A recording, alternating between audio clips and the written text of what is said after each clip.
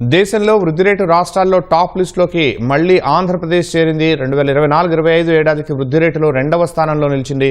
మరింత సమాచారం మా ప్రతినిధి కృష్ణ అడిగి తెలుసుకుందాం.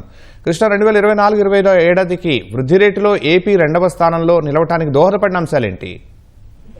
శర్మ, ఏదైతే దేశంలో వృద్ధి రేట్లో ఆంధ్రప్రదేశ్ 2వ స్థానంలో నిలిచింది, ఏదైతే 2024-25 స్థానానికి సంబంధించిన ఈ ర్యాంకులకు సంబంధించి ఏపీ -8.21% గ్రోత్ రేట్ 2వ స్థానంలో ఏపీ ఉంది. 9.6% దేశంలో మొదటి స్థానంలో తమిళనాడు, తర్వాత స్థానంలో ఏపీ ఉంది.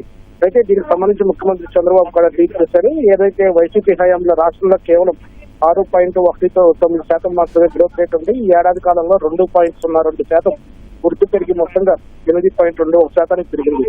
ఇందులో కరెంట్ ప్రైసెస్ విభాగంలో, ఏదైతే విద్యుత్ ఛార్జీల విభాగంలో 12.02% ఏపీ గ్రోత్ రేట్ ఉంది. అలాగే ఏపీ వృద్ధి రేటు దేశంలో 2వ స్థానానికి చేరడంపై ఆంధ్రప్రదేశ్ బిజినెస్ కూడా ఒక దోహదం. ఏదైతే 6 విధానాలు ప్రవేశపెట్టారు ఎలక్ట్రానిక్ పాలసీ, అలాగే ఈ రాష్ట్రంలో పెట్టుబడులకు ప్రభుత్వ వాణిజ్యాన్ని సంపాదిస్తూ ఈ 6 విధానాలు ప్రవేశపెట్టారు. ఇది కూడా దోహదపడిందని చెప్పి ముఖ్యమంత్రి చంద్రబాబు అంచనా వేశారు. ఏదైతే కూటమి ప్రభుత్వం తీసుకుంటున్న చర్యలతో రాష్ట్రం గాడిన పట్టడంతో పాటు నమ్మకం పెంచేలాగా ఈ వృద్ధి రేటు సాధించాలని చెప్పి ఆయన అభిప్రాయపడ్డారు.